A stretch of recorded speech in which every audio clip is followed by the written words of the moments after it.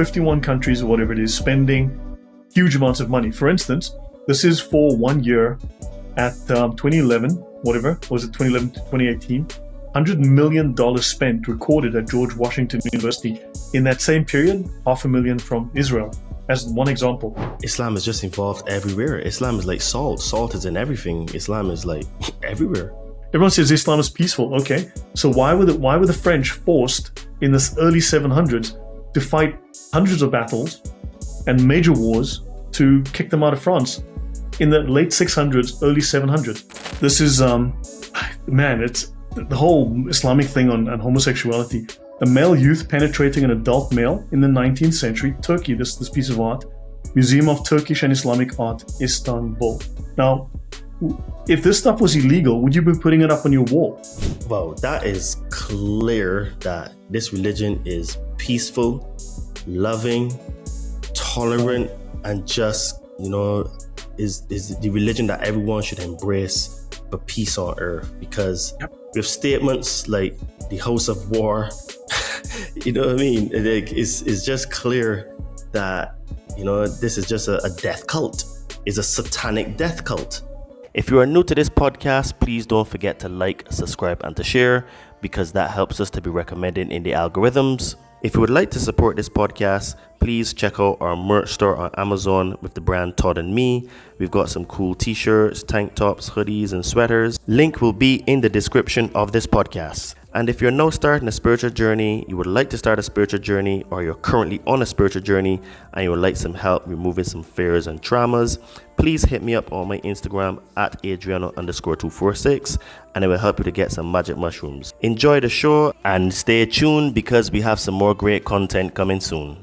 What if the most powerful Western institutions, from Ivy League universities to the White House, have been quietly shaped by Islamic influence for over a century and nobody's talking about it?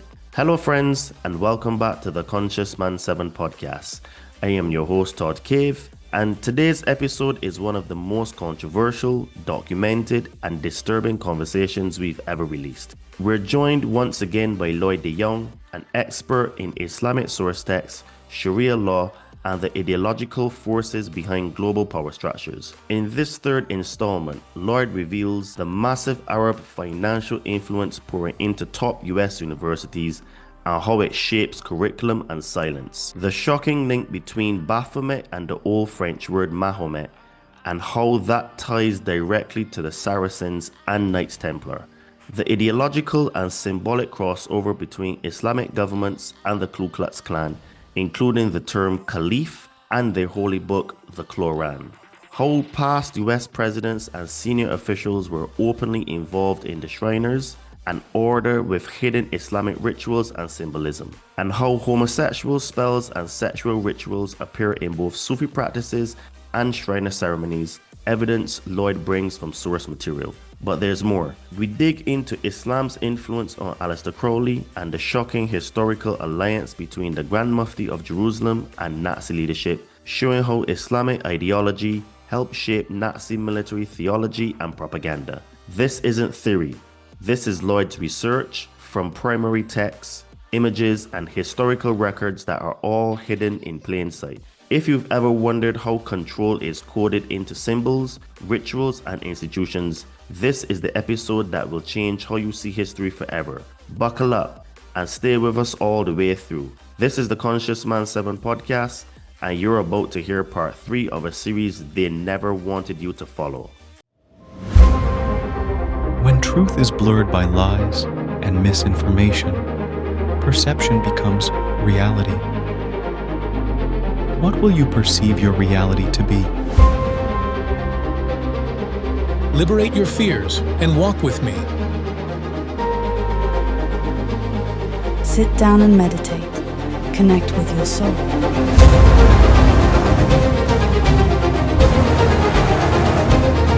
Be a monster and then learn how to control it.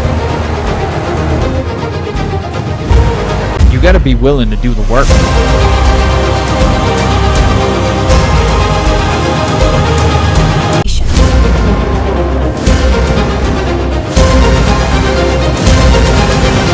So it really goes really deep in terms of words and etymology and what they mean. So this is why like it is really hard to really crack the matrix, because there's so many levels and layers to it, you know.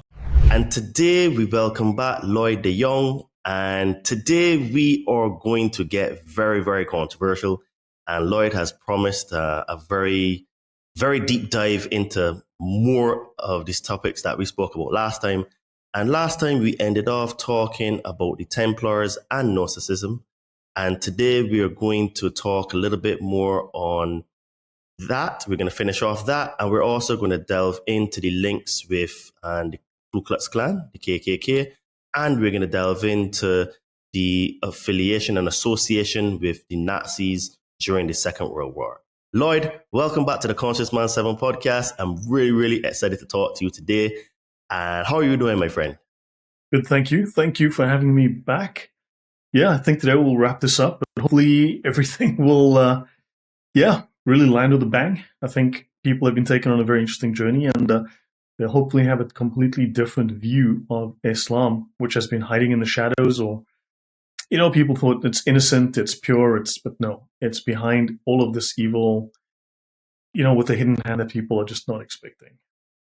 Lloyd, like I said to you I call it the pre-game before we start to record, I'm starting to realize that Islam has a much bigger influence in the world than I thought. Now, I always thought that it was influential, but I didn't realize it was this deep in terms of the money and the control and the links to a lot of high-level people, associations and stuff. And while I did know that it is part of what people would call the cabal that rules this world, I'm realizing more and more with the information you shared that it is probably 100 times deeper than what I thought and what the average person on the street understands and has any idea about. Because, as we were talking before off camera, that lady in the United Kingdom, Lubna, she basically got scared off the internet because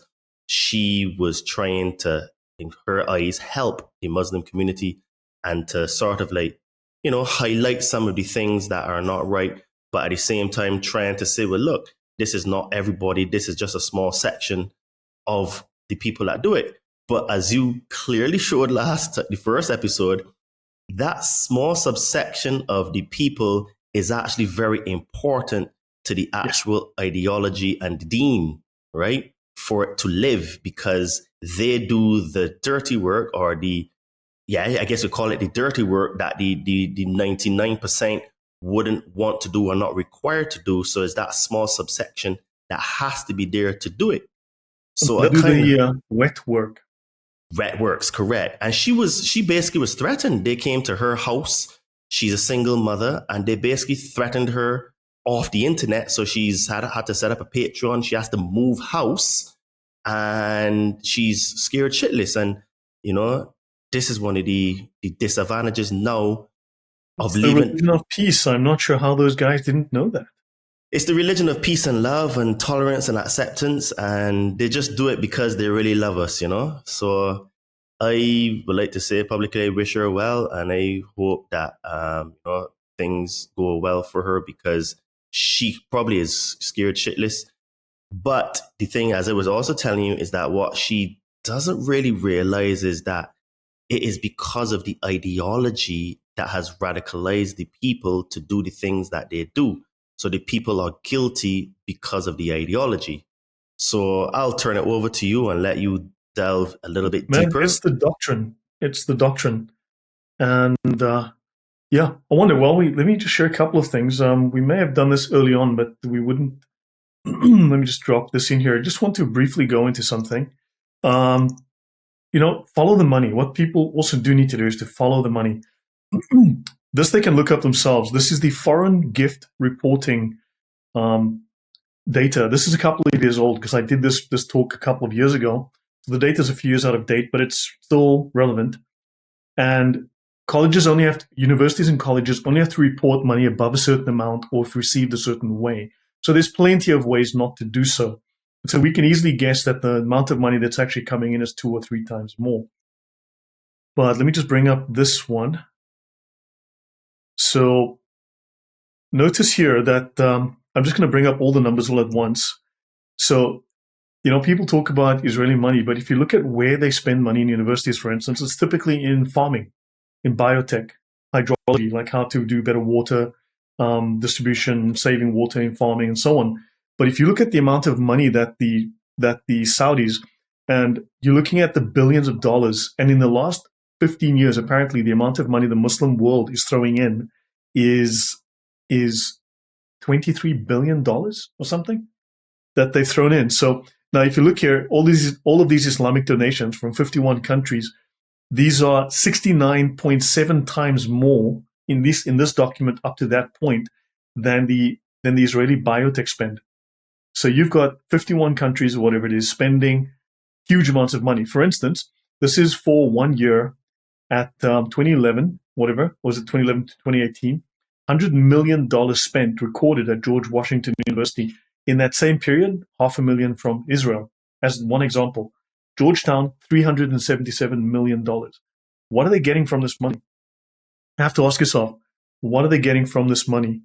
When you look at, that reminds me, when you look at newspaper articles or articles like this, okay, why is there so much Saudi money in American universities? Well, Qatar is now outspending the Saudis. Okay, Qatar is now severely outspending, and you can go after example after example. You can see here they cut the Israeli money versus, and this is what's recorded, and these people are floating on oil. So the money talks, and when you look at the links that they have, I mean the private links these people have, like with the Bushes. I mean, they're even kissing each other on the lips here. It's like you're like, what the hell is going on? So just wanted to raise that. Very interesting. I don't think a lot of people really know that. And from living in the UK for many years, I saw a massive injection of Muslim money because of the amount of mosque that went up in London in between 2002 to 2022 was ridiculously staggering, right? So right. I concur that things like that actually do happen all around the world. Yeah. You look at a private individual, like a guy they used to call Bandar Bush, right? He was the ambassador to the U.S. from Saudi. He was like, I think, a nephew of the prince, whatever. It's in my video series. I talk about it. He has private landing rights at UK Air Force bases.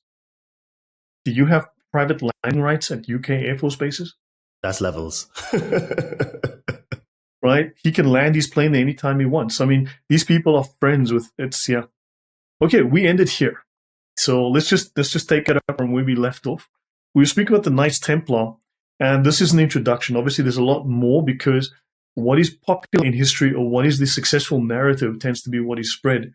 But there is another side to the story, right? And there are lots of historians, and there's lots of information going back hundreds of years talking about even Crowley talks about it, about the Islamic impact on the Templars. So some of the knights from the south added another circumstance in their confessions relating to this head, right? The Baphomet, right?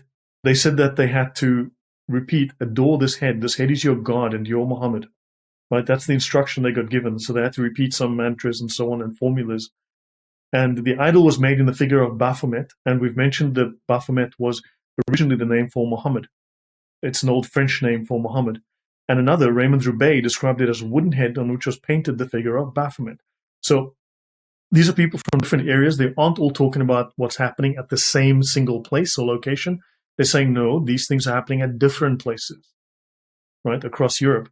And he said, you worshipped it by kissing its feet. And then he exclaimed, Allah. Now, of course, Kala, this is just probably a mispronunciation, right, as written here, but that is clearly Allah, which he described as a word of the Saracens. The Saracens are the Muslims. That's an old term for the Muslims. Who do the Muslims worship? Allah.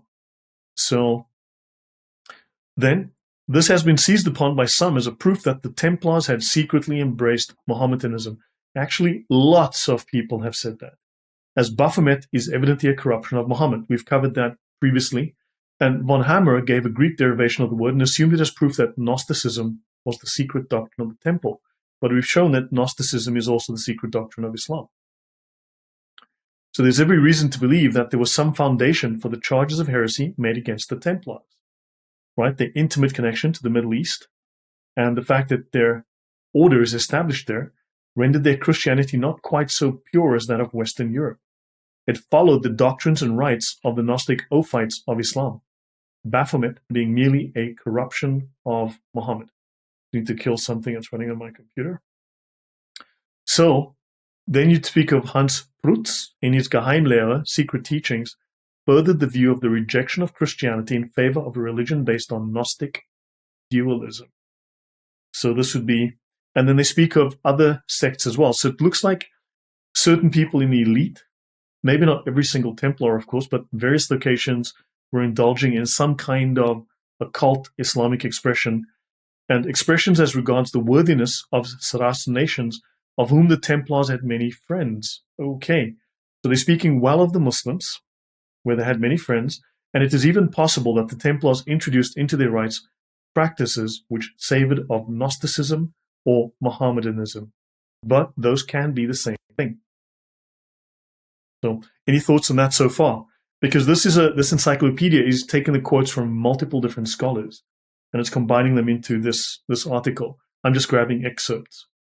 Very interesting. It is, like I said, it's the information that you've shared with me. Like I said, I've watched a lot of your content, so I've known about 60% of the stuff you shared. But some of this stuff here, the other 40%, it really makes me see why Islam is such a protected religion. It is like in the UK, you can't even say anything bad against that religion, and it is now considered, quotation marks, blasphemy. Well, they don't call it blasphemy, they use the hate speech laws now. And I always wondered, I should say, why is it that that religion is so protected? Now I see why, because it is deep trenched into the control system of the world, the cabal, and its roots are much, much deeper than most people even can comprehend, you know? Right. Well, think of this. Not something I prepared, but just something you made me think of about the UK, right? You've got the Aga Khan. He is the head of the Ismaili sect. Who were the Ismailis? They were known as the Assassins. The Assassins? Yes, they were a group of fanatics. They were assassins, right? And This is the Aga Khan. He now lives in Switzerland. And let's just say there's some oddities of trace to Switzerland, but that's a story for another time. This is him with the Queen, right? So these guys are deeply connected to royalty at the highest levels. The Aga Khans and Queen Victoria, these guys are deeply connected at the highest levels of British society. Yes, I have heard about that. I didn't know that they were the assassins, but I have heard that the Aga Khan is very, very deeply tied to royal families in Europe and stuff like that. So the Muslims are tight in there. There's a long history of this. So don't think these guys are on the outside. These guys are on the inside. When you look at their attachment to US presidents, when you look at their infiltration into Western governments, US government, their connections, their military connections, their political, social, it is deep. Follow the money, and then you come up with a completely different picture. You know, it's almost like they're telling us half truth, because as you're going to show, there's a deep tie between Nazis and Islam, but we've all been Palestinian told Nazis, yeah, they were the Nazis of World War II. And the thing is that we've been, and to be fair, it is 100% true, but it's, like I said, it's a half truth. The Nazis didn't actually lose the Second World War. They actually won it, but they just changed the face, where they infiltrated and penetrated the United States government, NASA, the CIA, etc. To give you an idea, I mean, they're playing a long game. Think of the Soviet Union. They realize they're going to collapse. They realize they're not going to win. They realize they are losing steam. They're going to crumble militarily, financially. They're falling apart. So what they do is they say, you know what? We're going to pretend to just roll over and play dead. And what happens is the Iron Curtain will collapse. And what happens is the West will go, hey, we've won. Let's let these people in. Let's integrate. And now instead of having to fight our way across the wall, we can now just walk in. And 70%, if you look at Angela Merkel, look at her government. I was reading one time, I mean, I wouldn't say it's confirmed, but I was reading that 70% of the government of Angela Merkel was, all the bureaucrats were 70% socialists, communists from the previous regime. That wouldn't surprise me because just look at her policies. So what you're So saying, her father, sorry, yeah. Yeah, it seems that there's a parallel there where the Nazis penetrated the United States, and as you are going to show, there's a deep tie with Islam. So, in fact, I would argue then that Islam has penetrated at the high levels of Yes. government and commerce. And we can show that control. in the US and commerce. You know what? Since you've just mentioned that, hold on. You know what? You've just actually that's an interesting point that you raised there. Let me bring up. Let me see if I can find this. Because that's why I said that it's a bit of a half truth where they tell us part of the truth, but obviously they don't tell us the rest because, you know, we're actually being played and, you know, played against each other, to be fair. Here we go. I think this is what I'm looking for. This is one reference, not the exact one I want. Look at this. SoftBank, $93 billion vision fund is largely funded by Saudi Arabia. Tech funding, Very right? interesting. Then you've got they funded 2.25 billion into GM, Slack, DoorDash, and so on.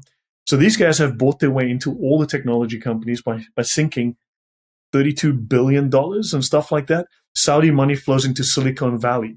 The kingdom is now the largest single investor for US startups. Saudi Arabia, right? Wow. $100 billion investment fund, $93 billion Saudi money. Saudi's committed $45 billion. You look at these numbers.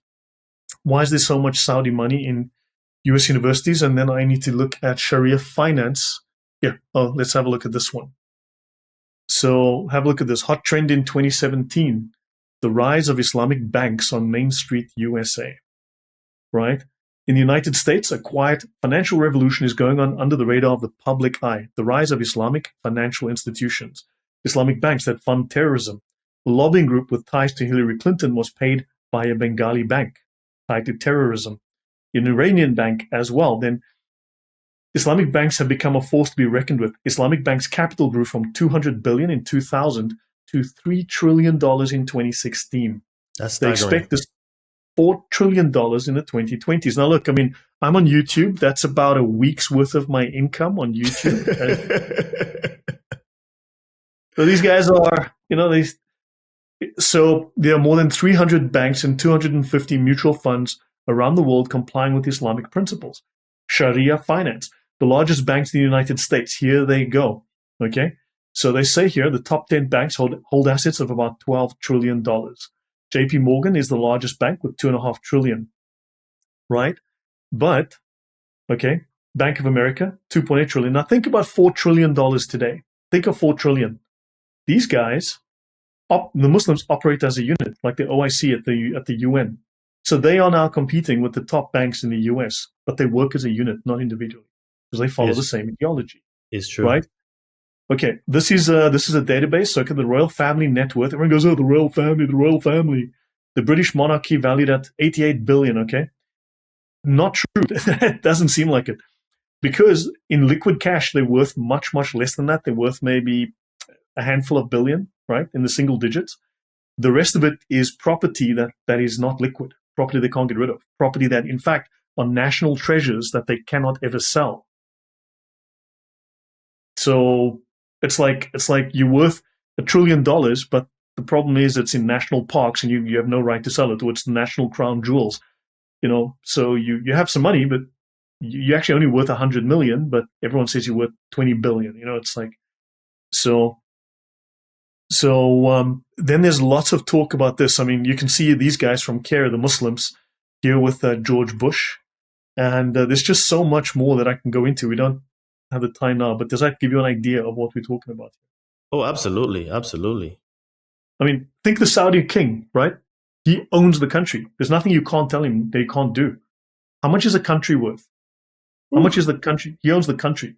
I would reckon maybe 10 trillion the country's worth. Yeah, well, that makes him the richest man in the world. That means that he's 100 times richer than Elon Musk.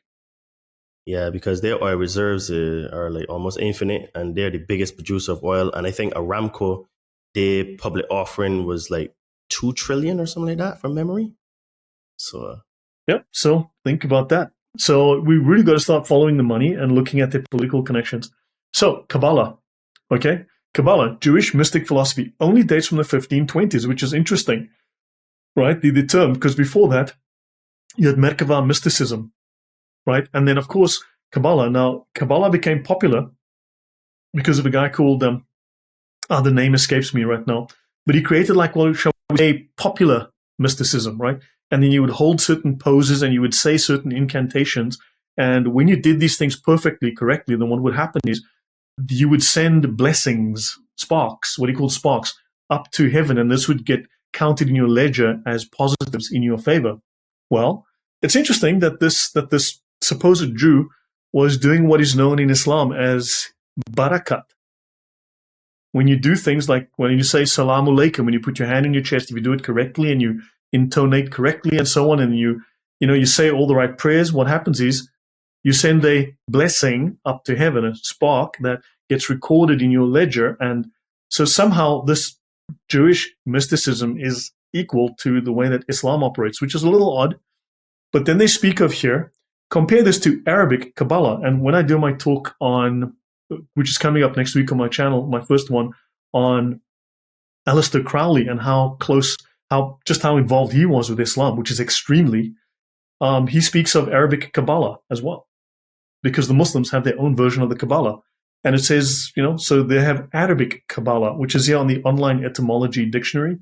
And then that takes us down the road of Islamic magic, because they created their own version they have their own version. So basically you're saying Aleister Crowley was also influenced by... heavily, deep. So I think from memory, people say that it was the Satanic Bible that influenced him, but that may just have been one of the influences. We can have should we have a quick look at some of that? This is my upcoming thing. So I'm still working on these slides. So I don't know them very well. I'm still busy editing. I'm busy working on the first episode. Give an example. A tale of two men. One of the two claims to have been contacted by an angel who selected him as the prophet of a new religion. This angel dictated to him a new revealed book, which was focused on religious law, and the other guy is called Mahomet. Right? So... another accidental coincidence, quinkydingle. Totally coincidental. Yeah. This is an interesting article which people can go to. It's on medium.com. Look for Dr. Bolington, Thelema, Crowley, and Islam. Now, this is a nice, easy lead-in. I've got far more detailed sources. But he mentions, if Thelema didn't exist, then I probably wouldn't have ended up as a Muslim, because he learned about Islam from Thelema. And the Book of the Law mentions the Kaaba, the Qibla, and the Prophet Muhammad. Okay, and Crowley studied with a Sufi sheikh in Cairo before he received his revelation. Crowley had a very specific and immense personal importance with Surah Ikhlas, which Prophet Muhammad calls 1/3 of the Quran in a hadith.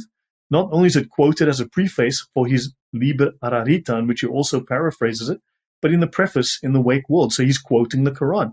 He would recite Surah Ikhlas 1,001 times before scrying, right?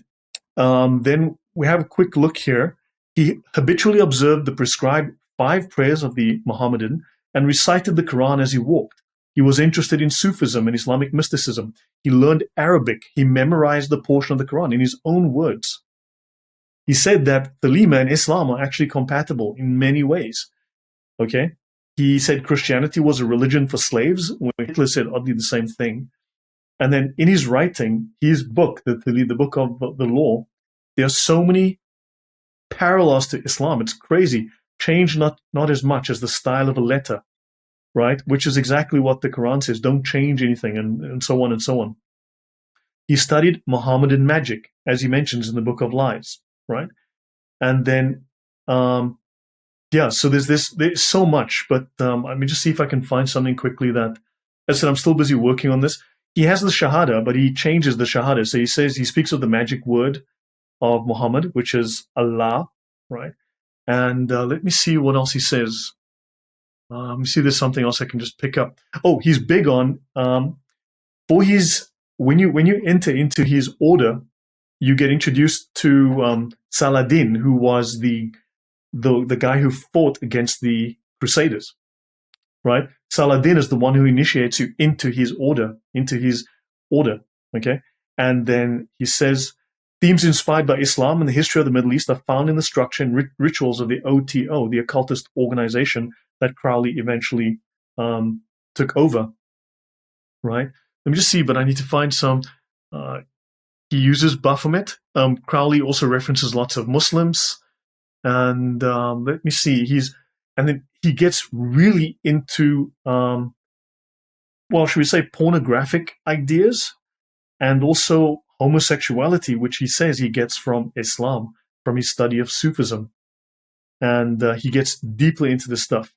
So yeah, he gets deeply into Arabic. He learns Sufism. Anyway, so there's so much to cover there, which we'll talk about all of that. He's a Freemason, and he gets deep into Islam. So, but that's something I'm preparing for next week, where I'll be going through in detail all of the Islamic parallels. Oh, we'll definitely have to get you back on in the future to talk about that. 'Cause that's mind blowing, to be honest with you. Surprised the heck out of me too. So you've got also Arabic Kabbalah. He received, he accepted. So receiving revelation and accepting is also to submit, right? So, and then we've already spoken about Islamic science. So the Arabs have their own version of Kabbalah, right? Which they called Kabbalah. So it obviously confuses people, but they've got the same thing. Briefly, the Cathars, highly successful, right? And you had Christian, Cathar, these are heretics, of course, Jewish and Islamic scholars, freely intermingled and discoursed upon theology, philosophy, and science. And the Cathars were probably highly influential in the development of the traditions of the Holy Grail, and they also have influenced the Knights Templar. And they speak today of the spiritual melting pot of southern France. Now, everyone references the Hebrew Kabbalah, but what about the Arab Kabbalah? And the Cathars took deeply from Manichaeism. And then Manichaeism, as we discussed in the very first episode, all of those things entered into Islam. You can find these parallels into Islam. You'll find all of these. And then, of course, you've got Manius, the invisible Basilica of Sabazius, and rituals by the National Grand Master of the OTO that's talking about that. That's odd. So now I've got an overlap between the Cathars, the OTO, a Gnostic group that ideas have been absorbed into Islam, the Knights Templar, and a spiritual melting pot in southern France. Odd. So basically, Islam is just involved everywhere. Islam is like salt. Salt is in everything. Islam is like everywhere. Yeah, what's it doing in southern France in the 1100s? True. I mean, what were they doing? Think about it. Everyone says Islam is peaceful. Okay, so why were the French forced in the early 700s to fight hundreds of battles and major wars to kick them out of France in the late 600s, early 700s? Why were the Muslims invading France in the 700s? What did the French do to them? And that was probably stemming from when they conquered Iberia. Correct. And then they decided, well, we're just going to keep going east. We've conquered Spain and Portugal. Let's keep going. I thought they were the religion of peace. And love and tolerance. And love and tolerance. Yeah, let's have a look at the Muslim Templar Knights. This is going to be what? Muslim Templar Knights. Sounds like an oxymoron. The Muslims in membership with the Templar Order. This is on the modern current Templar Knight website. Oh, there we've got the crescent and the star. Okay, fine. The modern Order of the Temple of Solomon honors the Treaty of Ramallah of 1192, confirmed by blah blah. Peace and cooperation between the Templars and the Muslim Saracen Knights of Arabian chivalry to defend all faith. Wow. To uphold good over evil, and they go on, Muslims were in fact admitted to membership in the Knights Templar Order. Okay, so we have been told that the Templars started out good and then they became bad. They became the money changers in Europe and stuff. Effectively, yeah. So basically, what you're showing is that that corruption that people talked about is possibly coming from the Muslim influence. Very possibly. I mean, this gives them financial control. They're doing it today again. In the universities, in businesses, in banks. A couple of years back, in his first term, President Trump gave Saudi a very hard time, and they said, "Look, we're going to draw all our money out of the country if you and we'll collapse the economy if you keep doing this." So at the time, according to the statistics and the figures provided, there was $250 billion of Saudi money in the country. The Saudis said they would pull $750 billion. So it was 3 times the amount, nearly $1 trillion. So that means the original figures were off by 3 times. That's a staggering amount of money.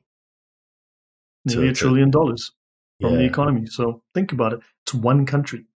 So right? That explains why now he's in Saudi Arabia making deals, because this relationship goes a lot deeper than we really realize. A lot of money, dude. I'd say money talks. Look, I mean, put it this way. I mean, yeah, I'm nice to YouTube because, I mean, look at the money on YouTube. I mean, yeah, wish. Okay. Now, here's the thing. The Muslims were the enemies of Christendom. They were conquering, they were invading, they were killing, they were slaughtering, they were stealing, and so on and so on. And here you've got the Templars made friends with their enemy and admitting them into membership. It's like the hens going, yeah, let's let the foxes in. These are such nice foxes. And Sultan Salah ad-Din himself was given the Templar knighting ceremony near Alexandria. Alexandria is one of the major hubs of heresy from that period, from the Middle Ages and even before.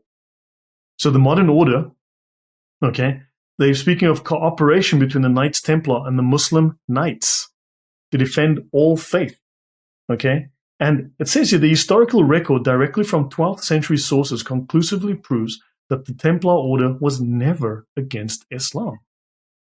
This is fishy as hell. Very, because we have been taught that the Templars were organized by the Pope, Christendom, to go and push back against the Muslims, because at the time, the Muslims were heavily oppressing Christendom, Jews and Christians.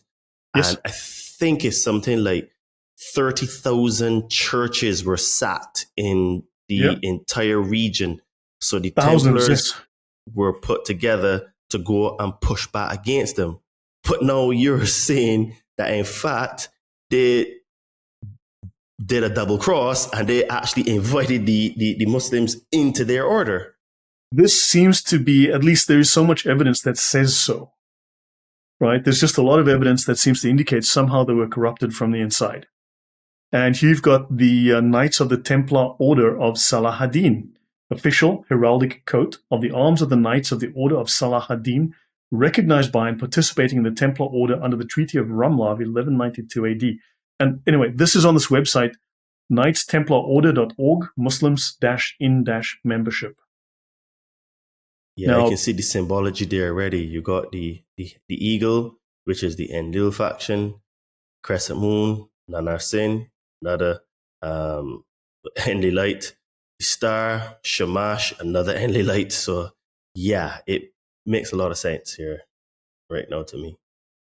So there's something a little odd going on there. Very much so. So, quite contrary to popularized misconceptions, they said the Templars understood that Muslims were not necessarily enemies. That's false, because an individual Muslim himself may not be your enemy, but Islam, if he's a Muslim, he believes in Islam. And if he believes in Islam, then by default he is your enemy, because the doctrines are irreconcilable. And they said that the real enemies of Christ could be even evildoers pretending to be Christians, like these Knights Templar, and that the enemies of Christ were generally the same as the enemies of Islam. Yeah, these guys are, okay. Indeed, evildoers are essentially all the enemies of all faith, opposed to the principle of religion itself, and are thus the enemies of God. Yeah, this gets really woolly. Therefore, the Templars were never crusaders against Muslims. That goes against all recorded history, and did not agree with any such philosophy. Rather, the Knights Templar were holy warrior monks fighting for good against evil, regardless of which religions may or may not be involved. Completely bogus, but okay, they're just rewriting history here. Right? By the way, it should be mentioned, this is the Catholic Church has written more denunciations of Freemasonry than any other topic. Okay, so you cannot be a Catholic and a Freemason. If you're a Freemason, you are expelled from the Catholic Church because these are not compatible beliefs, right? So these are irreconcilable, so that enrollment in one means separation from the other, right? This is the only church that I know of that has this kind of condemnation of Freemasonry. And they've got their reasons for that. They say that they speak of what is vicious and criminal. Okay. So Gnostic connections. In France, these polemics were adopted in several conspiracy theories, right? And they speak of this guy that the French Revolution had been the outcome of a Masonic plot whose ideology traced back to the Kabbalistic Freemasons, the Templars, the Cathars, the Gnostics, and eventually the Manichaeans. And if you want to really sort of spread that out, you'll find Islam sits between all of these. Because they claim to be the original Freemasons. They claim that they now entered the Templars, they corrupted the Templars. They've taken Manichaean Gnostic ideas, so the Muslims would sit in between. And if you look at the French Revolution from a genuine historical perspective, Freemasonry was highly involved in the French Revolution, which was also a socialist revolution. There was an atheist socialist movement, which was brutal and genocidal, but it was also very much Freemasonic. Very, very interesting. I knew it was Freemasonry, Masonic for sure, but didn't know the links at the time until now of Islam. Yeah, sorry about I changed the font at one point because this is one of my older sets of slides. I haven't updated it yet, but I've changed all the fonts, and so now the highlights are off. This is now Idris Shah. Now everything I say here needs to be taken with a bit of caution. Of course, you need to do some research. You need to be cautious in accepting anything. You need to do some background research. You need to double check. But I'm saying there's an overwhelming amount of, shall we say, circumstantial evidence at the very least, right? But this is Idris Shah writing on the Sufis, and in his book he's got an introduction by Robert Graves, and he says the Sufis were fortunate enough to protect themselves against the charge of heresy by the efforts of Al-Ghazali, and a Sufi who became the highest doctrinal authority in Islam, right? This is Al-Ghazali, and he reconciled Quranic religious myth with rationalistic philosophy. Thus, he earned the title of the Proof of Islam. Again, I've mentioned him. He's the highest. We showed him on the concept of lying in Islam, the doctrine of lying. Highest ranked Muslim is effectively after Muhammad himself. Sufis were the victims of pogroms, okay, but notice they were forced to adopt secret passwords, secret crypts, and other ruses, exactly like the Freemasons do. The Sufis are an ancient spiritual Freemasonry. He says, indeed, Freemasonry itself began as a Sufi society.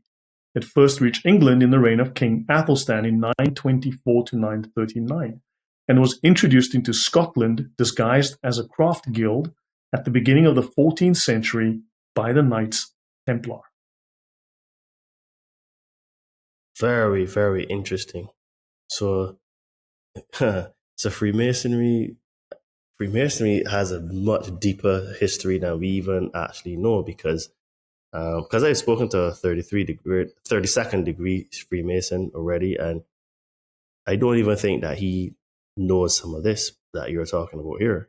Yeah, well, yeah. So I will do some more stuff on Freemasonry. I'm sort of touching on it lately, but at some point I'll tackle it deeply. But this is Hayden's Dictionary of Dates. There's a shadowy tradition among Masons of the craft's Saracenic origins. What's Saracenic now again? Would that be Muslim? Yeah, that's correct.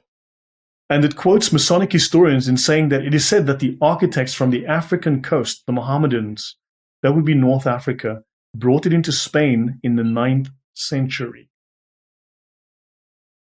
Interesting. Freemasonry. Yes, after they conquered Spain and Portugal. Spain, yes. It is traced by some to the building of Solomon's Temple, and it said that the architects from the African coast, Mohammedans, brought it into Spain about the 6th century. Oh, its introduction into Britain has been fixed at 674. Many of our cathedrals are attributed to Freemasons. The Grand Lodge at York was founded in 926.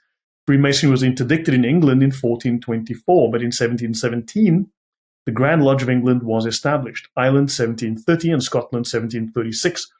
Freemasons were excommunicated by the Pope in 1738 and again condemned September 30th, 1865. There have been more condemnations of Freemasonry by the Catholic Church than anything else. The Catholic Church has come out hard on condemning Freemasonry. So, This is a pamphlet from 1725 in the Bodleian Library, which is a very famous British library for old documents, old papers. Among the manuscripts of Dr. D.N. Rawlinson and Two Letters to a Friend, the first concerning the Society of Freemasons. And he says, my belief is they fall under the denomination at all, or belong to any sect of men, which they may be ranked among the Gnostics. Interesting. We took the original from Simon Magus. That's from the New Testament, Simon Magus, who wanted to buy the ability to work miracles from the apostles. These were a set of men which ridiculed not only Christianity, but even rational morality.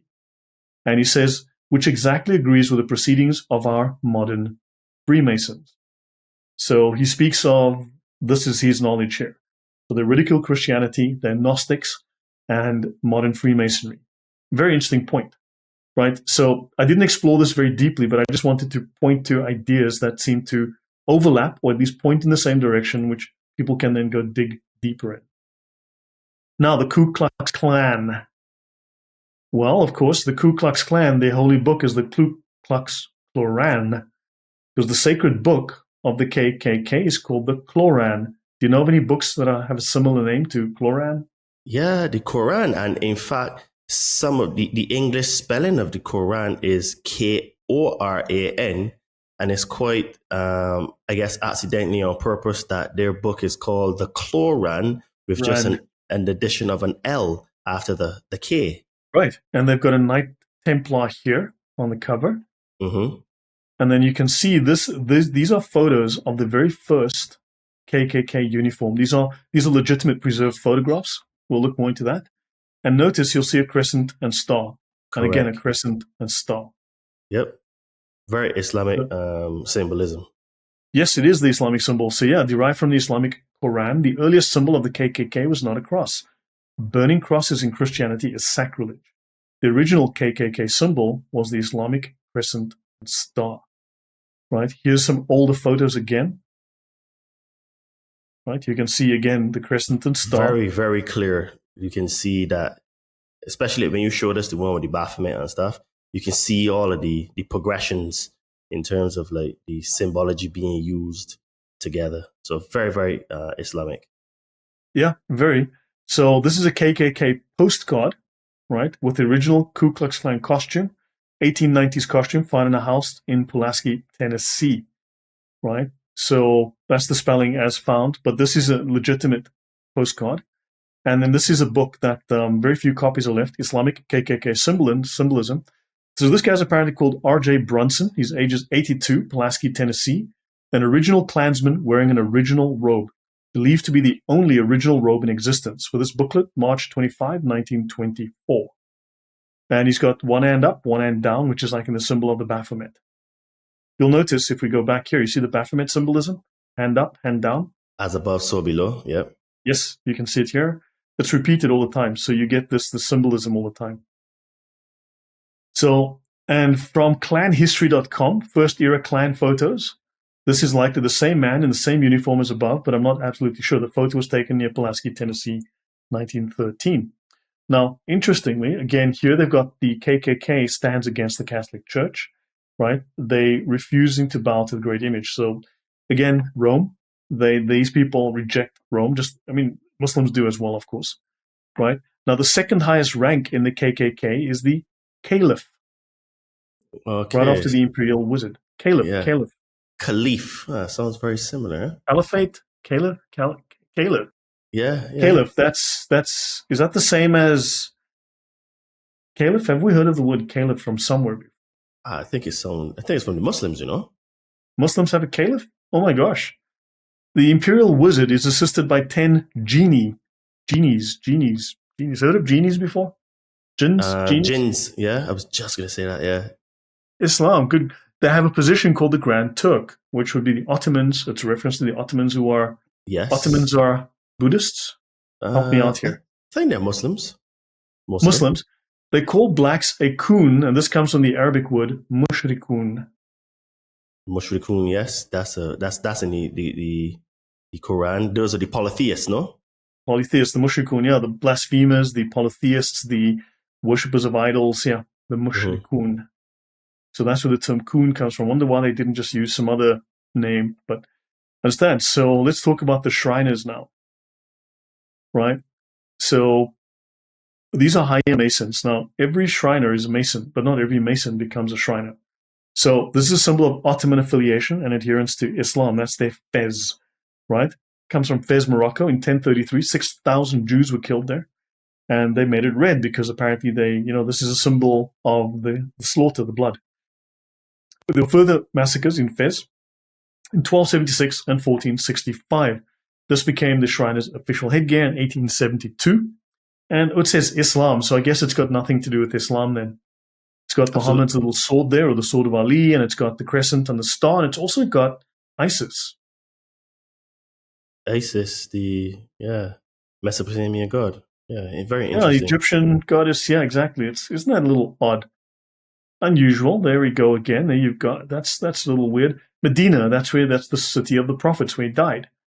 Right? A symbol of Ottoman affiliation, of course, as we said, but also very much Muslim. All these other words. Muhammad, definitely nothing to do with Islam. Definitely. Absolutely not. No, definitely. Muhammad, nothing to do with Islam. ISIS, that's a bit on the nose. No occultic, no pagan affiliations whatsoever. Now, this is interesting from Alistair McGrath, Christian History and Introduction. In the view of some scholars, the greatest rival to Christianity in Rome in the 3rd century may not have been Roman paganism, but the Egyptian mystery cult of Isis. Which is interesting that these Shriners, these Muslims, and the significance of the fez, the nobles wear rich costumes of Eastern character made of silk.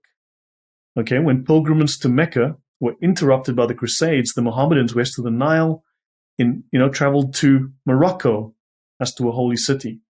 So they changed where the Kaaba was for them.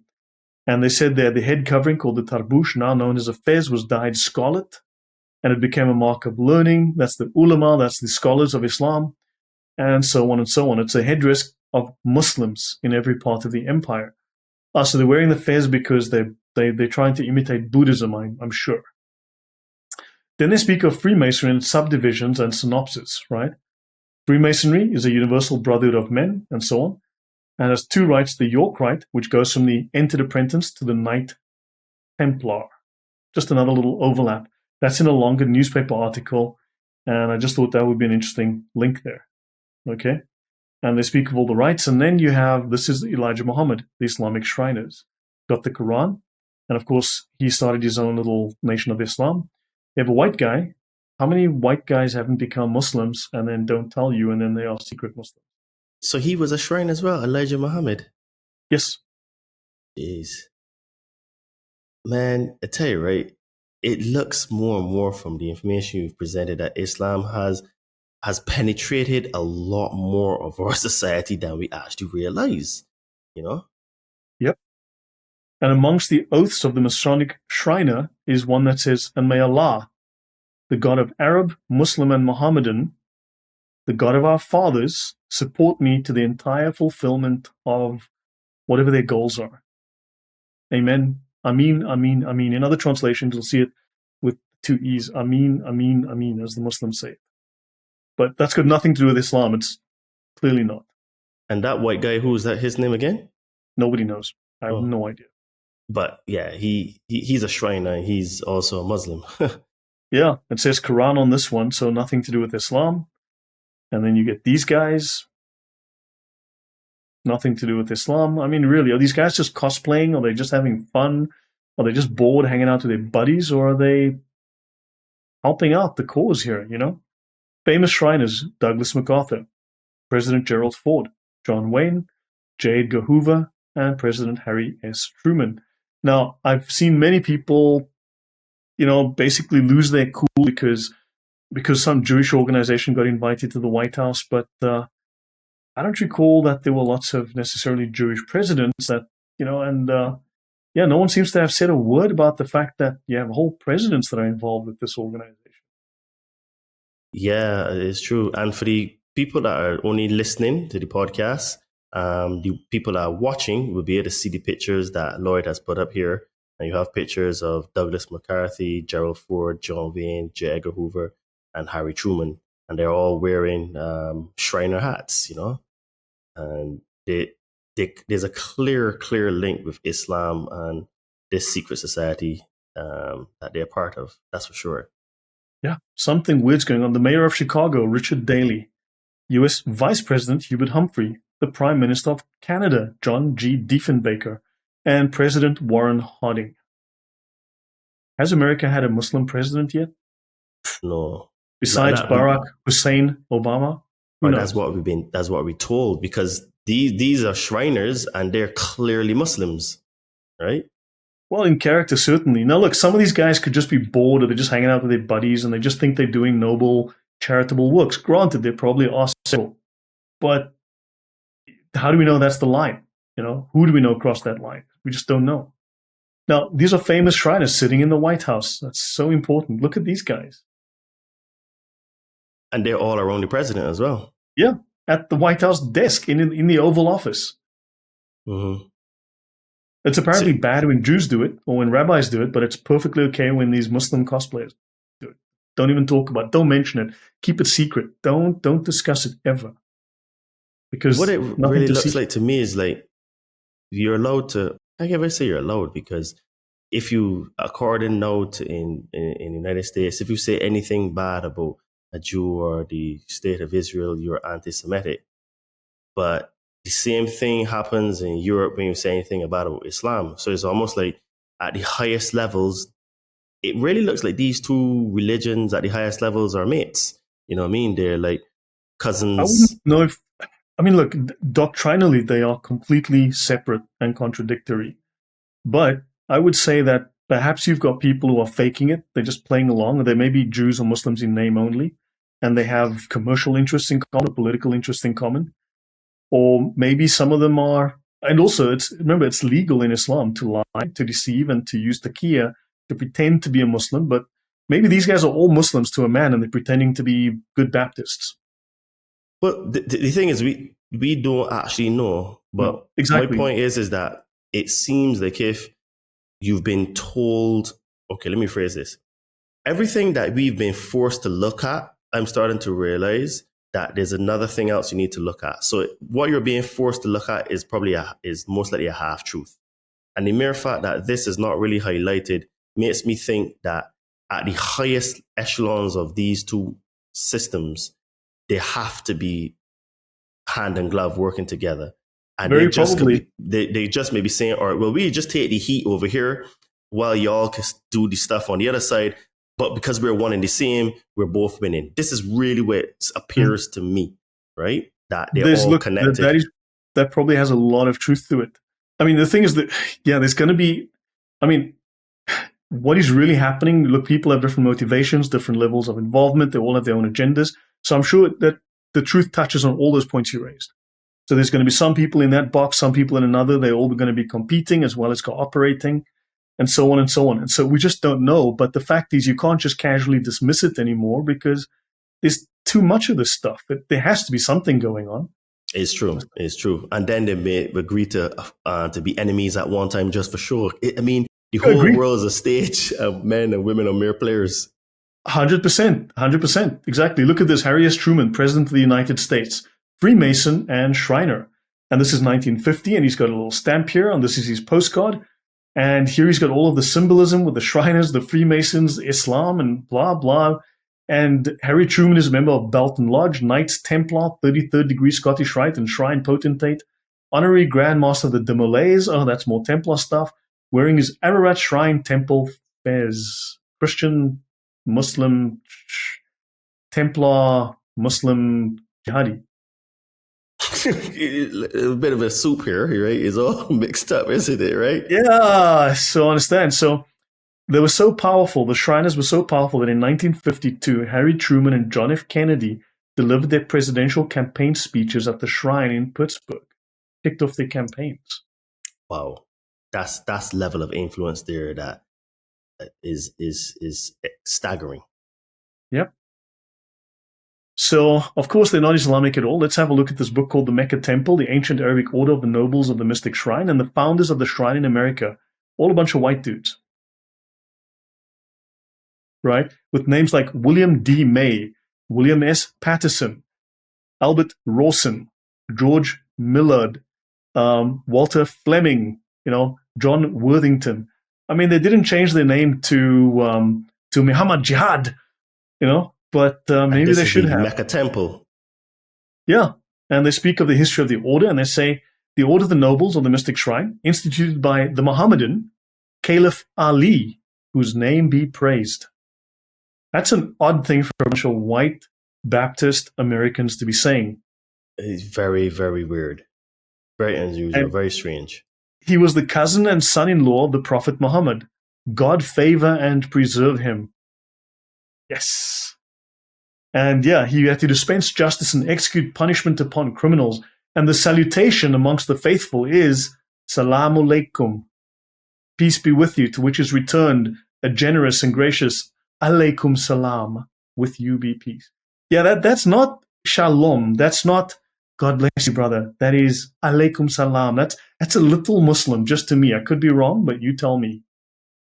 So, you got these white American people in a Meccan shrine, Meccan temple, using clear Islamic terminology and greetings, right? Yep. Salutations. I mean, this is, like I said, I think they've penetrated more these systems than people even realize, man. This is next level. Yep. And let's have a look at what they do publicly. Like this guy, he's got here, he says, Abu Ben Adam Cake Patrol. Okay, nice joke, having fun. The little cars, and they've got little beer kegs on the cars. I mean, it all looks harmless. Okay, so who is Abu Ben Adam? Well, you see Abu Ben Adam Shrine Mosque. And it says here, AAO-NMS, Ancient Arabic Order, Nobles of the Mystic Shrine. And this is a mosque of the shrine. So, they're just cosplaying. No, they have a mosque named after a Muslim. So how cosplaying are they if they have their own mosque, legitimate mosque? And it's not only just a mosque, it is actually it's a historical place registered as a legitimate historical building. United States Department of the Interior, Heritage, Conservation, and Recreation Service. This is a National Register of Historic Places. And here we go, the Abu Ben Adam Shrine Mosque. Yes, 601 East St. Louis Street, Springfield. You can look it up on Google Maps. And who was this guy? Ibrahim ibn Adham, also known as Ibrahim Balkhi, is one of the most prominent of the early Sufi saints. So yeah, these guys are going back. And then we have a look at New York, the Mecca Temple at 56th Street and 6th Avenue, New York City. Right, there we go. And it says Mecca on it. And now the AAO-NMS is an anagram of the words a Mason, oddly enough. It's an anagram of a Mason. Let's have a look at the history of the AAO-NMS according to the founders. You have Walter Fleming, William Florence, and Michael Sevier, current Imperial Potentate of Shriners International. September 26, 1872. These men meet with 11 others, that makes 13 men, in New York's Masonic Hall at 114 East 13th Street. 114 surahs in the Quran, 114 chapters in the Quran, 13th Street, 13 men. Probably just a coincidence. The purpose of formally organizing the ancient order of the Nobles of the Mystic Shrine for North America.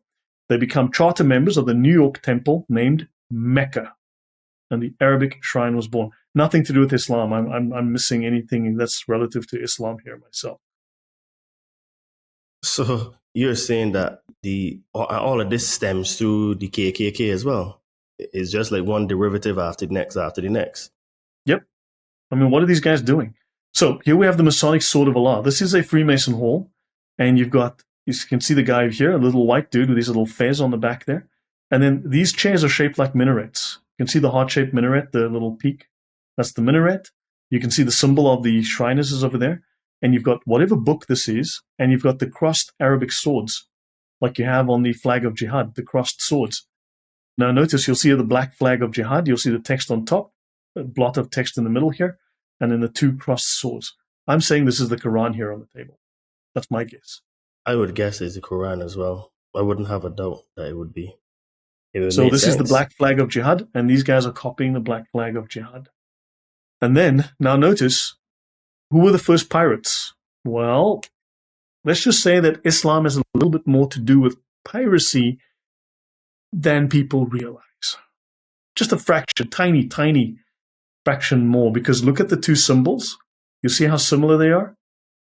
Extremely similar. And once you overlay them, can you see what it would look like at a distance? Mm-hmm. The skull and crossbones, the two swords, they're almost identical. Yeah. Wow. Skull and Now, bones, the Muslims, the Ottomans, and the North African Moroccans, for instance, were funding Dutch and English pirate vessels to attack Christian shipping. So the Dutch and the English, for instance, took money from the Muslims to attack English shipping. Then they would split the spoils, and they were funded by the Muslims to do so. So piracy was actually funded by Muslims. The Masonic Sword of Allah, have a look here, the Masonic apron, right? And notice here, and then they've got the Sword of Allah. This is for the 9th degree. And also there are 9 degrees of Sufism, okay? And you've got this little sword here, you've got the Muslim sword doing a decapitation on this common logo of the Freemasons. Which is really an actual 9th degree symbol? I believe so. I mean, I keep coming across this. So, but I mean, this is one that I keep coming across, the symbol. The symbol is very popular. The but you have the Muslim sword of here. someone. Wow, that's insane. Right. Then let's have a look at the Islamic Temple of California. Actually, one day I need to dig into the where that name California comes from. But many people tell me, no, it comes from Kaliff, as an Islamic state. So this is a book published in 1915. It's called the Islam Temple, right? It's the ancient Arabic order, Nobles Mystic Shrine, pilgrimage to Sacramento, March 13th, 1915, on the 13th day, okay? And what they have is the state capital, and they've got these Muslims enshriners, these shriners in their fezzes, kicking out all of the delegates from the building, all the politicians, and then they're taking over the government of California. They put everything in front of us, and we just don't see it. And again, this is over 100 years ago, which is one of the things I think the reason why we don't live more than 120 years is because we would have good memories of the things that happened in antiquity and in the past, and we wouldn't make the same mistakes. But clearly, this has been going on for a long time. Look, it just leads me to ask questions. This just leads me to ask questions. These people are at the highest levels of government. They're everywhere. So let's look at some completely normal activity, right? What does a crypto-Muslim look like? Well, let's have a look at these guys, and then we'll look at some matching stuff, okay? These guys are California, of course. These guys are Sufis, and these guys are Shriners. Los Angeles Shriner Arab Patrol, dancing with people looking on, right? The handwriting on the negative says Patrol from Al-Malaika Temple, Los Angeles. Subjects, Al-Malaika Temple, California, Ancient Arabic Order of the Nobles of the Mystic Shrine. That's great stuff. Let's bring up something that might be familiar to people. Let's have a look at not that one, this one. Not that one, this one. Now, tell me if, you can see this is Arabic. Okay, this is Arabic.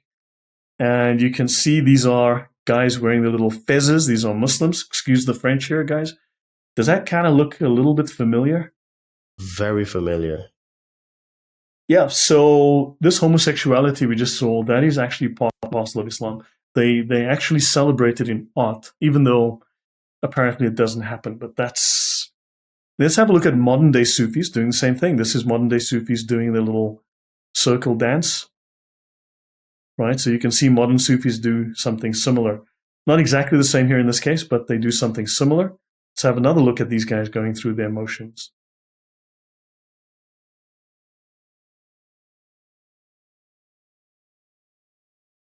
These guys get a little up close to each other. So now that image I showed you is from the Tuhfet al-Muluk, right, the Turkish translation, right, of a Turkish erotic manuscript for men who like men, and also men who like boys. Right, and this is it's in Paris actually, and it's Sheikh Mohammed ibn Mustafa al-Misri. Interesting, Egyptian. It's staggering because it's almost like everything that they say they're against, they actually practice because they're so hard on homosexuality, yet still homosexuality seems to be in the roots, in the fundamental part of it. They celebrate it or not. I'll show you a couple more examples. Yeah.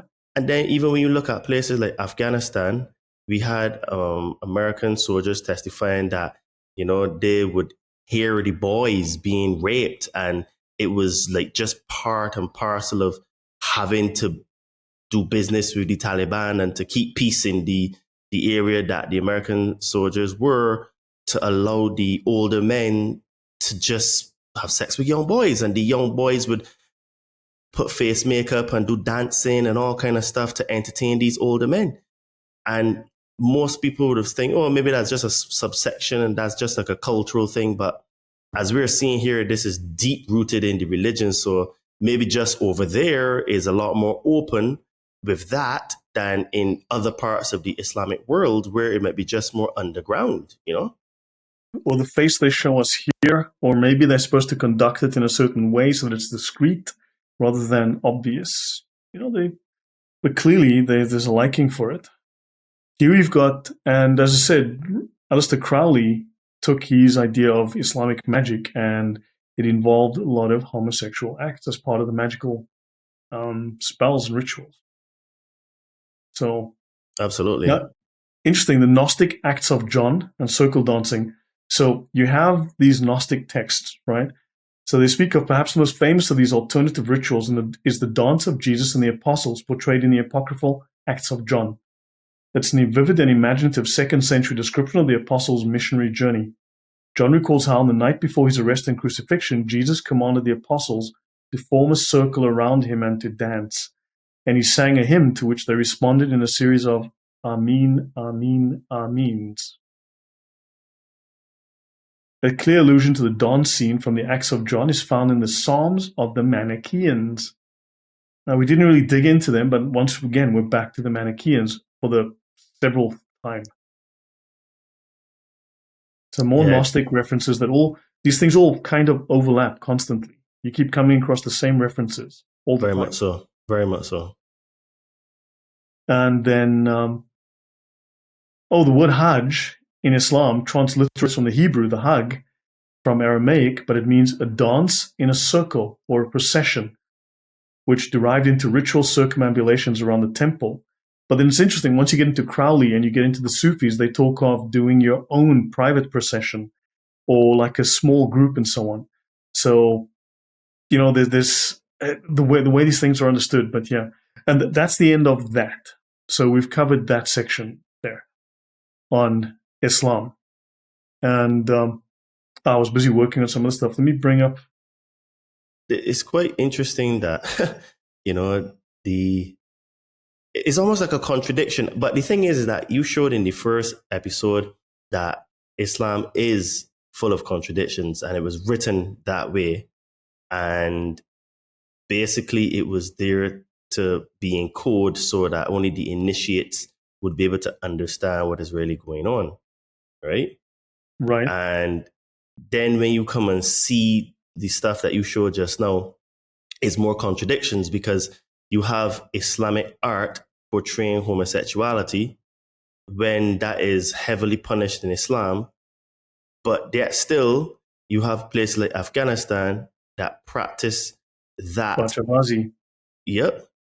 And it's almost like if it's just a minefield to try to understand it, which is why I say that Islam is the most satanic religion on earth, and it is the most is actually the biggest mind virus we have on earth. It's dangerous. I mean, you don't see Buddhists trying cars through markets in Germany. No, we don't. Right. And talking with Germany, you need to show us the link with. Let's quickly do this. Let's go through step by step, and I'll get to that in a moment. Here you can see this is again celebrated in art, an Ottoman drawing of depicting homosexuality, but it's a boy doing the business on an older man. So they would pay the boys to do the deed. So This is also what happens, and this is celebrated in art. Okay, this is written by, and this is in Turkey, you'll find this, the Ottoman Turks.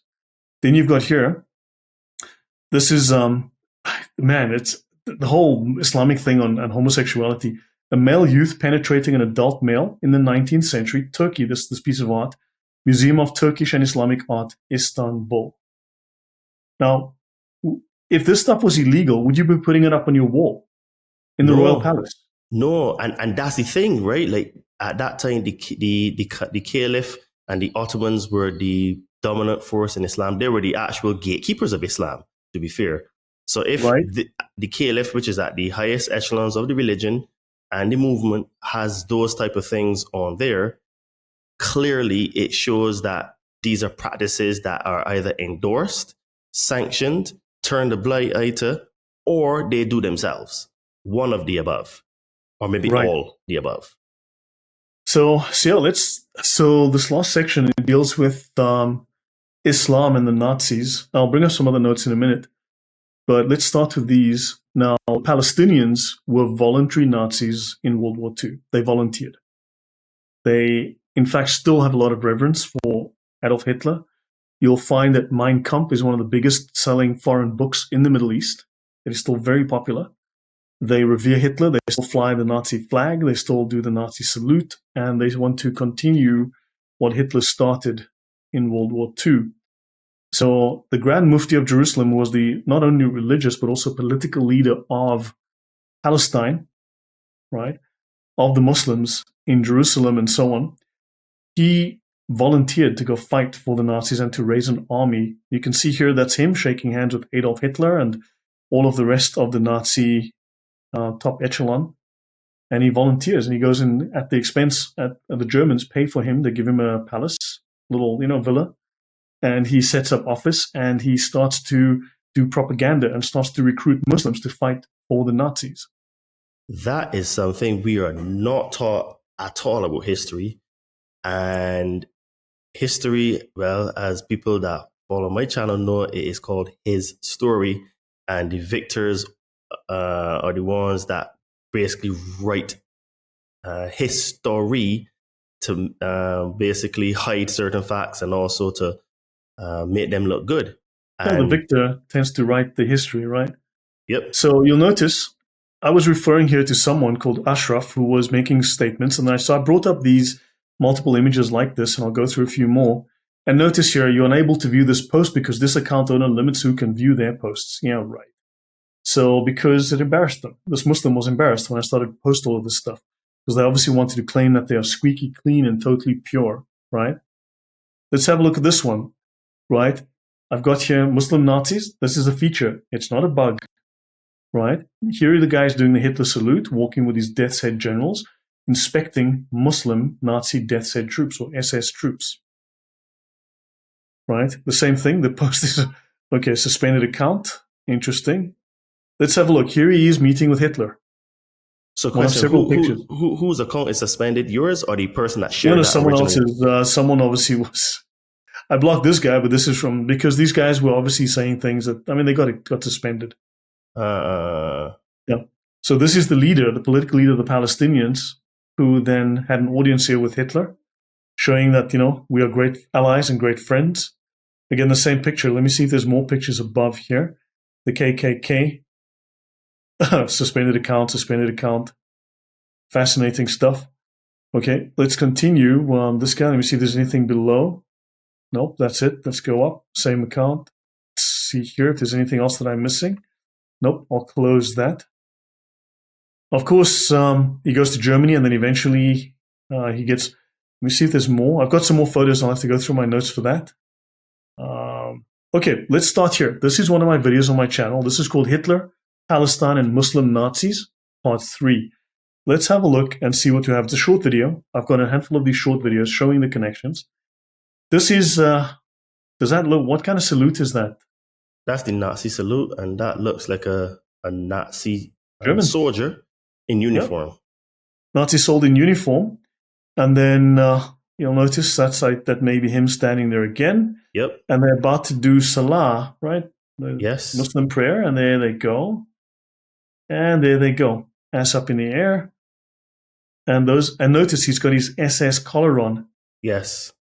So the Nazis had two Muslim divisions ultimately. The biggest Nazi SS division was the Muslim division. The biggest SS division was the Was Muslim. the Muslim. Wow. Not the Germans. The biggest I'm sure people are going to push back against that and ask you, where did you find that? Because that is absolutely staggering if that is true. Yeah, no, these guys had a very long-lasting. And this guy, this Mufti, eventually he spawns a whole bunch of political terrorist movements. You know, the same guy after he flees and he goes back. So these guys are doing their. What is that German Muslim guy doing?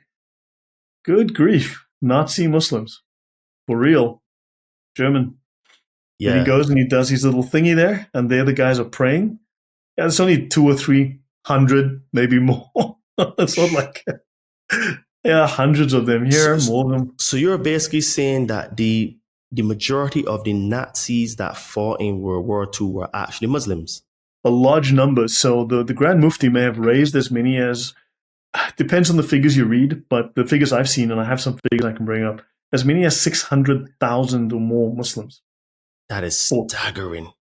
I mean, it's a lot of people. Yeah, because if you look at even like the whole Nazi ranks, right now in Ukraine, there's a war between Ukraine and Russia.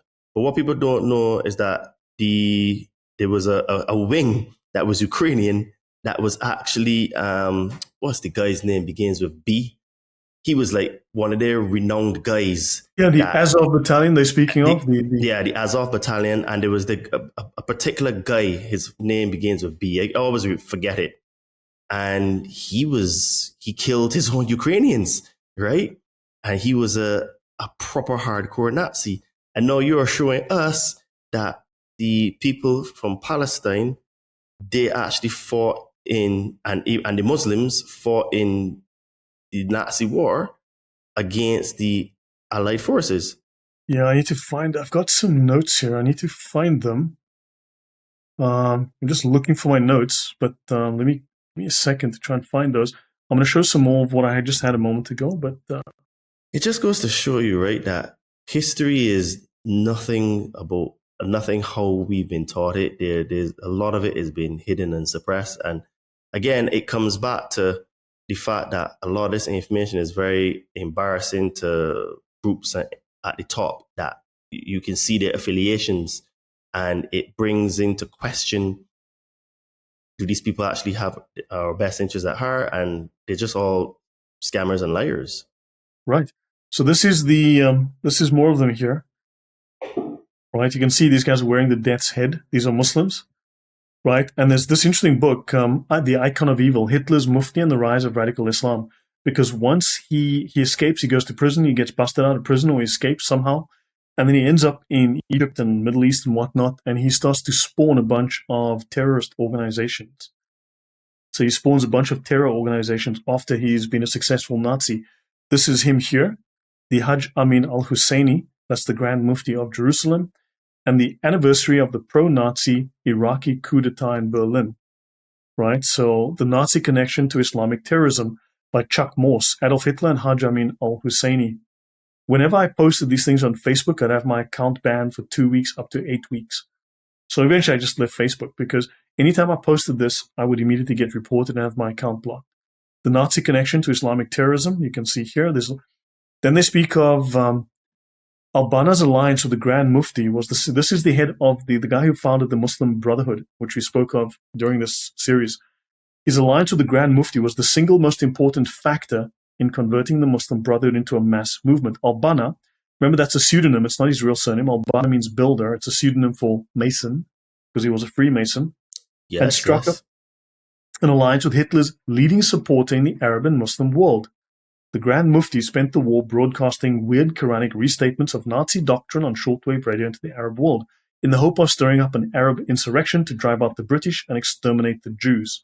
The Grand Mufti contributed to the Holocaust in Europe. And in Tariq Ramadan, they're speaking of this, he's like a nephew or something, or grandson, or he's connected to one of these Palestinian terrorists and so on.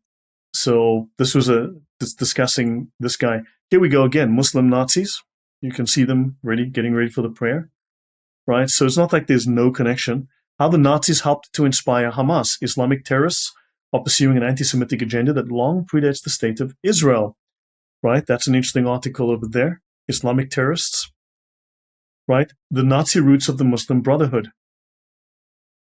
right? Again, this is from Al Arabiya News. This is not Western news. This is Arabic news. How the Muslim Brotherhood was inspired by the Nazis. So basically, we've been told that after the Nazis, were quotation marks defeated, then they penetrated the United States. And I think then that it was also Islam and the Muslims that did that, because a lot of them seem to have Islamic roots. They went back to the Islamic world and they turned it more radical. They started to spawn, the Muslim Brotherhood spawned something like at least 200 Islamic terrorist organizations. 200 organizations? About 200, yeah, or more. Wow. I think so. Donald Trump just put them back as a terrorist organization. Yeah, so think about it, because that's how they were going to fight against the West. The Nazis decided, Nazis, Muslims, Islamists, and the making of the modern Middle East. Well, I mean, so yeah, for real. Let's have a look. There's more. I mean, these guys, Nazis and Muslims, these are Turks or whatever, with their symbol, or Eastern European Muslims. And then the Arabic text, My Struggle, Mein Kampf by Adolf Hitler.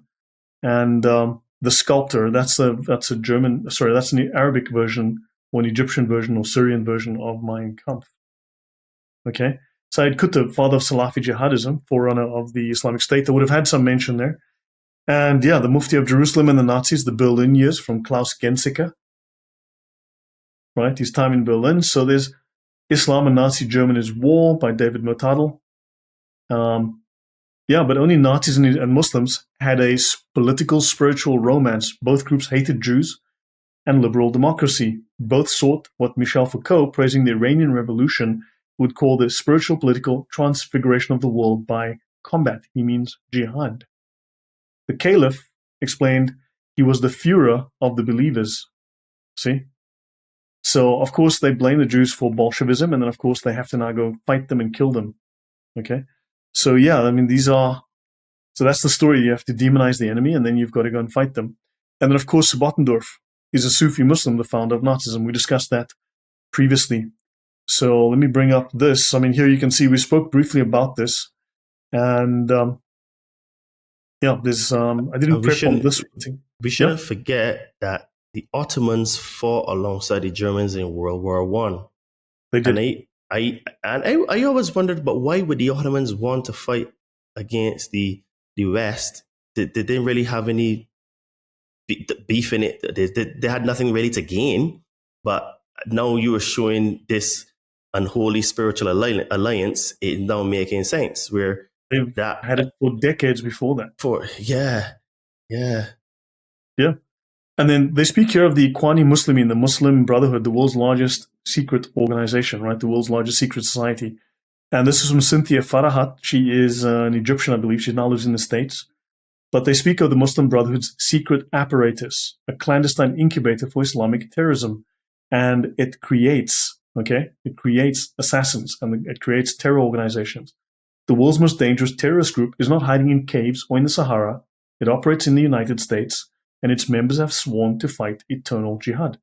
The Muslim Brotherhood is a fraternal cult inspired by the Order of the Assassins.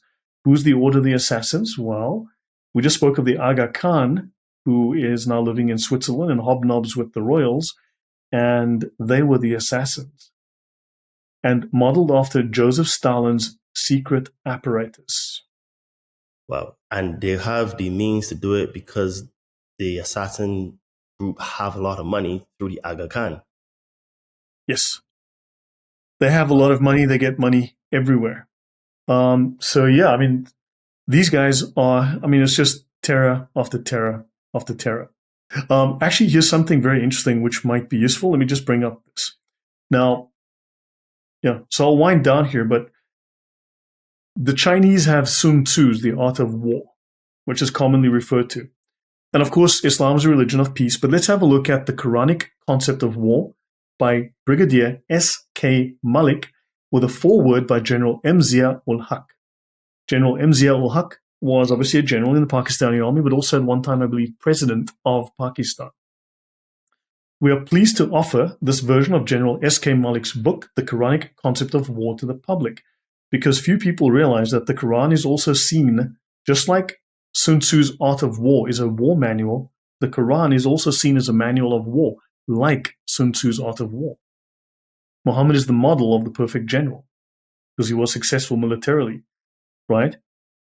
We're making this available because of its critical significance in the foundations of the international jihadist movement and the unapologetic rationale it offers for the use of terrorism to accomplish political and religious ends. You should start getting from this that Pakistan is a terrorist state. Its intentions are, at the level of the government, to commit terror for political and religious ends. Not only does Malik's book take a prominent place amongst contemporary interpretations of the Islamic doctrine of jihad, but its virtual inaccessibility to Western scholars and military analysts makes this critically necessary. The continued relevance of the Quranic concept of war is by the discovery by U.S. military officials of the summaries of this book published, on captured and killed jihadist insurgents in Afghanistan. So they were using this book, which tells them how the Quran is a book that teaches warfare. Malik finds within the Quran a doctrine of aggressive, escalating, and constant jihad against non-Muslims and religious justification of terrorism as a means of achieving the dominance of Islam around the world, dogmas that square with the Islamic ideology driving terrorism worldwide. Equally as important as the argument for jihad is the foreword by Muhammad Zia-ul-Haq, the late President of Pakistan and Army Chief of Staff, and the preface by Ala Buksh K. Brohi, the late Advocate General of Pakistan.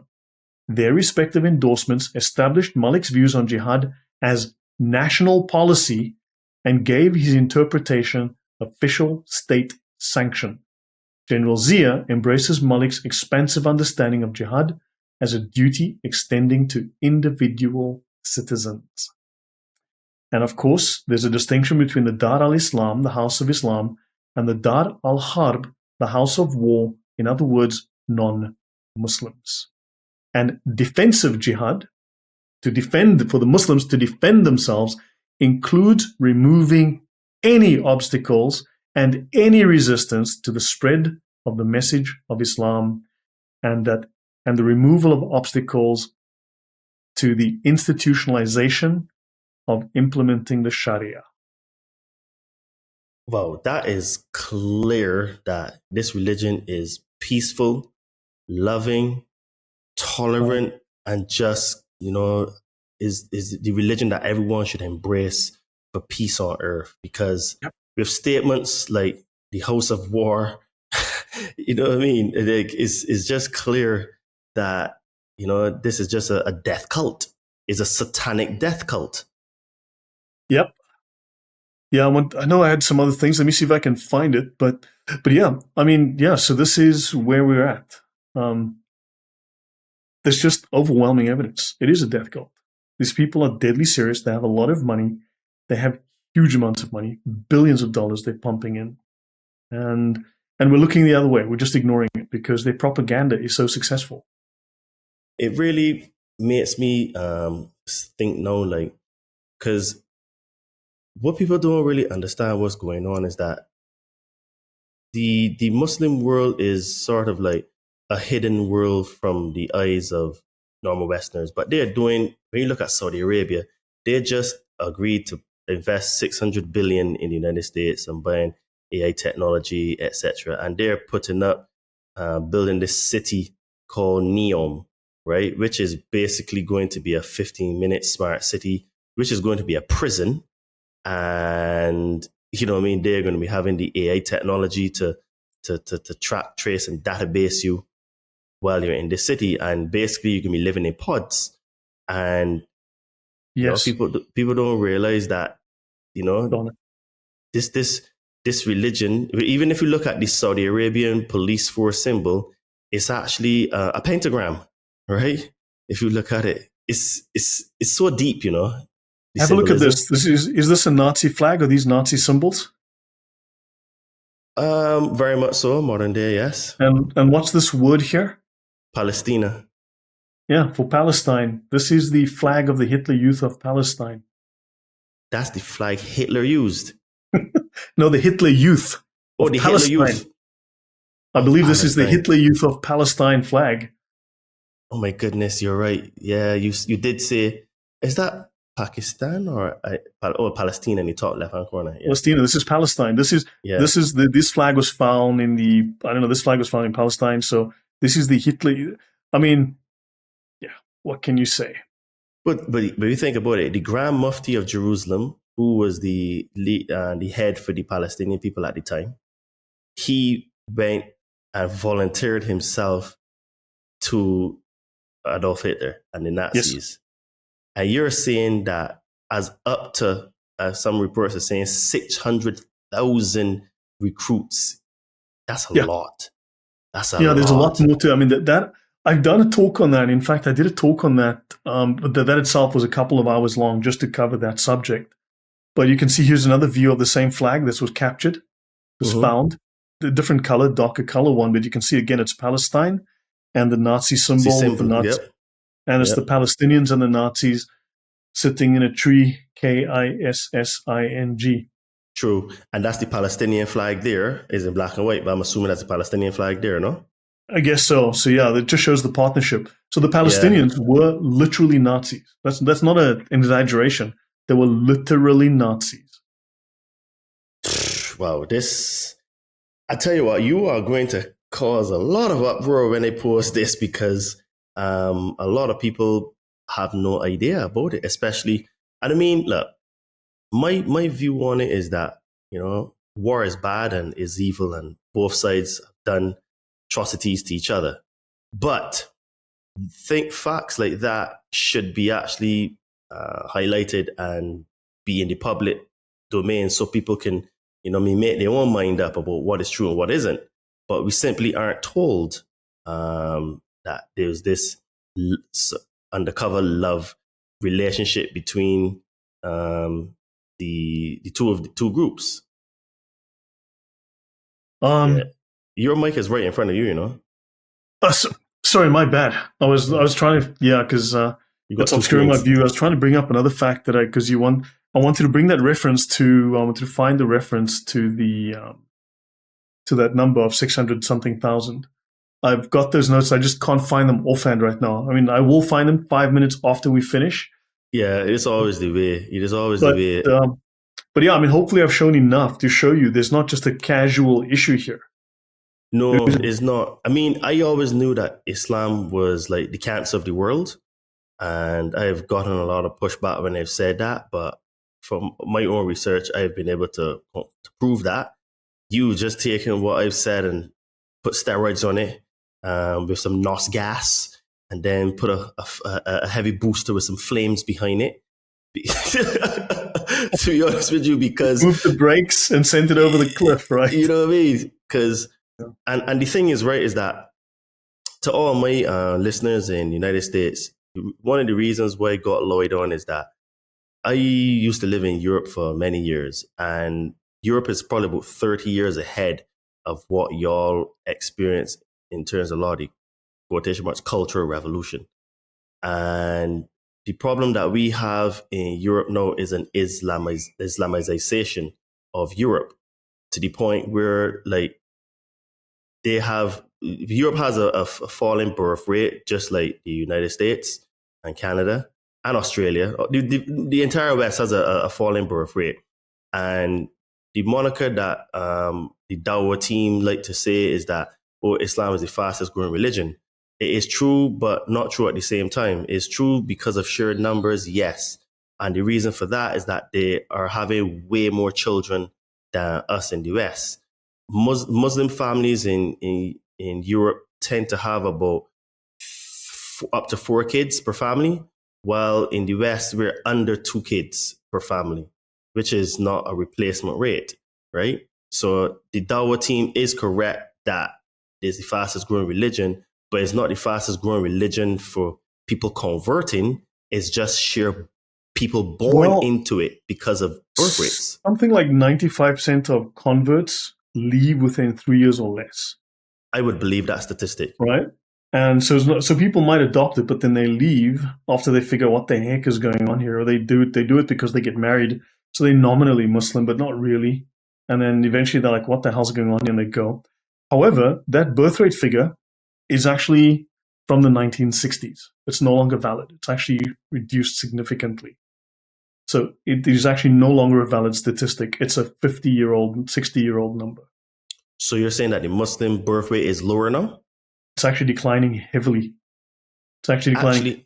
The places in the West, that's what you mean. Yes, that is true. Just globally, it's declining heavily. It's also finding itself declining. Of course, I mean, in places like the UK, where they're stupid enough to give these people free benefits, like money for incompetence sort of thing going around. Of course, that is helping them have more kids. But also, I mean, you're looking at 1 million plus migrants a year. I mean, clearly, that's just going to aid the issue because they can afford to have 15 kids. But that figure, I looked at a couple of very, very good discussions on it not that long ago in the last 2-3 months. And that number is definitely down. So they are losing. What is actually growing? Christianity is growing very fast in Africa, as well as in South America, oddly enough. Interesting. There are places you can actually have a look at the numbers, and you'll notice that they're playing with old numbers. It's not so there is this resurgence that we do see, and there is this reduction in their numbers. But I mean, again, so I think people are, because they're so in your face about their intention, as they have been since October 7th. I think this is causing a switch to flip in people's heads, and I think the pushback is coming.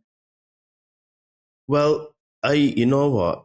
There's a famous saying that people use that, do research on Islam, and is that without lies, Islam dies. And that is an absolute fact.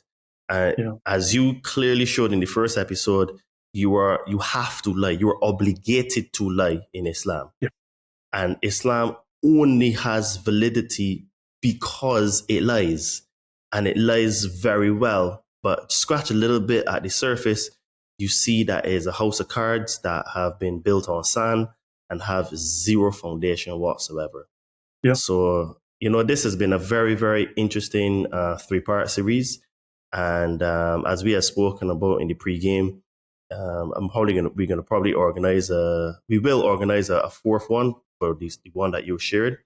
And that would be, I'll give these 3 episodes time to come out, and then we'll publish that one, because it's interesting what you have found. And I don't think that, and for most people that listen to my channel, you may wonder why I delve into Islam, and now you understand why. It is actually a much bigger influence in our world today than we really give credit for. Yeah. And that is because it is protected by the media and the politicians and government. They don't want us to talk about. They don't want us to question. Even questioning is bad.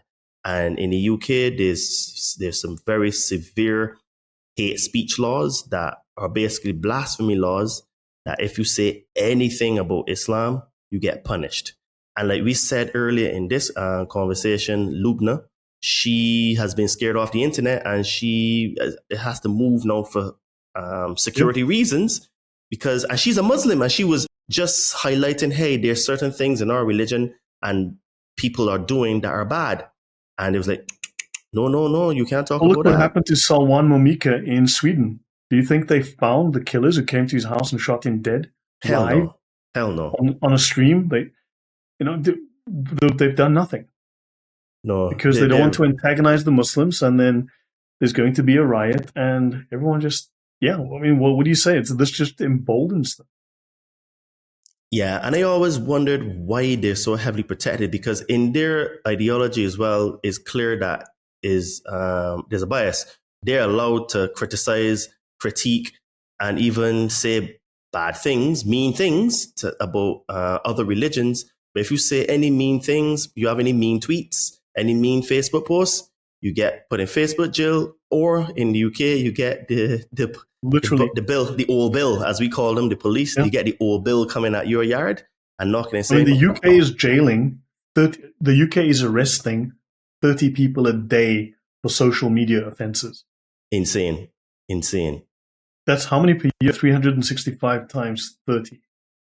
That's insane. You know, 10,000 something people a year. I know it's a lot of people. Yeah. So that's a lot of people. So that's, I mean, yeah, it's 10,000 plus people. Exactly. It's more than 10,000 people. More than 10,000 people. And this is more than Russia, North Korea, China. Yeah. But they're the good guys. Yep. So, Lloyd, many thanks for coming on to the Conscious Man 7 podcast again. We will have you back on again after you finish the presentation that you briefly showed us today. That's also quite interesting. So please tell the lovely people where they can find you, anything that you want to promote or involved in, any courses, anything you're involved with. Just let the lovely people know how they can support you. You know, I'd love to put together a course or sell a book. For those who are interested, I have a channel. It's called Lloyd De Jongh, under my name, exactly as you see it here, Lloyd De Jongh. I have an X account. I don't have all the time in the world. I have a job and a life. So X, YouTube, that's where you can find me. Also, if you like the content, I also have a store where I sell the presentations, my PowerPoint slides. Many of those are available for purchase for those who want them. I just make them available. It's like they're $5. There's a couple that are a bit more, but those are like my flagship ones. But if people are interested, if you want to buy the PowerPoints that I can do, if it's not available, I'd be happy to make it available to you. If you want to use it for your own education or teach it at school, at university, and whatever, church, whatever it might be. So yeah, that's me, just on X and YouTube. Okay, and all the links to Lloyd will be in the description of this podcast. And folks, as you know, I'm an online fitness trainer. I help spiritually inclined people burn fat and build muscle.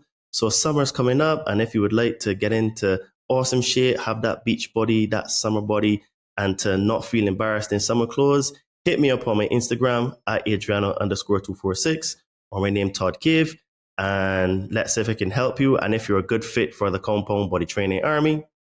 And if you're on a spiritual journey and you would like some help to remove some fears and traumas, I can help you to connect with some magic mushrooms. So if that is something that resonates with you and you want to connect with your higher self and do some more inner work, hit me up on my Instagram again at Adriano_246 or my name Todd Cave on Facebook. And if you would like to support this podcast, you can do that by visiting our Amazon store called Todd and Me. We have some cool tank tops, hoodies, shirts, and sweats. Link to that store will be in the description of this podcast. And as you see, I have on one of the shirts from the store today.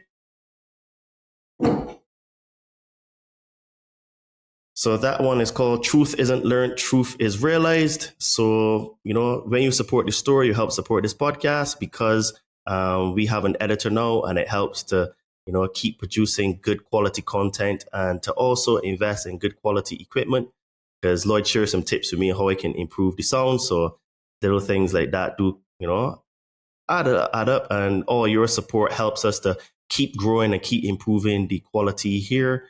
And don't forget to like, subscribe, and to share, because that helps us to be recommended in the algorithms.